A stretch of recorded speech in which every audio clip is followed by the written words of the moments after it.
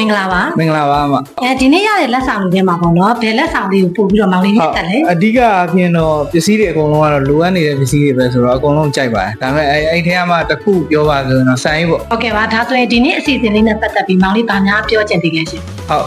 အရန်ဝမ်းသာတယ်လို့ပြောချင်ပါတယ်ပြီးတော့နောက်တစ်ခုကကျတော့ကျွန်တော်တို့ဒီနေ့အစီအစဉ်ကိုစီစဉ်ပေးတဲ့ဒီရုံးကmanagement လူကြီးတွေရော MDE တွေဒီပြီးတော့ဒီ management အမားတို့ပါဝင်ပေါ့နော်အကုန်လုံးလည်းလိုက်လဲနဲ့ကျွန်တော်တို့ဝန်ထမ်းများအားလုံးရဲ့ကိုယ်စားကျေးဇူးတင်တယ်လို့ပြောချင်ပါတယ် ဟယ်လိုညီမလေးတို့ auditing ရေမင်္ဂလာပါဒီနေ့အစီအစဉ်လေးကိုသဘောကျရလားရှင်ဟုတ်ကဲ့သဘောကျတယ်ဒီအစီအစဉ်လေးပေါ်မှာဗာများပြောချင်သေးလဲရှင် ဟုတ်စီစဉ်ပေးရဲ့ management လူကြီးအကုန်လုံးလည်းကျေးဇူးတင်တယ်ပြီးတော့ဒီစီစဉ်တွေကိုလည်းနောက်လည်းထပ်ထပ်လုပ်နိုင်ပါသေးလို့ဆုတောင်းပေးပါတယ်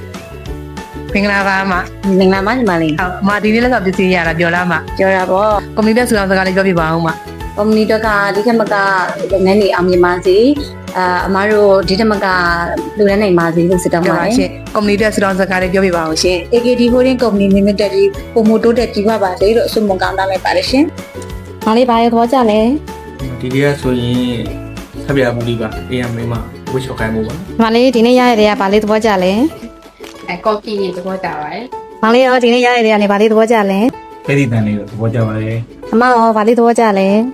ဟာအမကြိုက်ဆုံးပဲဖက်ပဲကြောပါတယ်ကြိုက်ဆုံးပါပဲ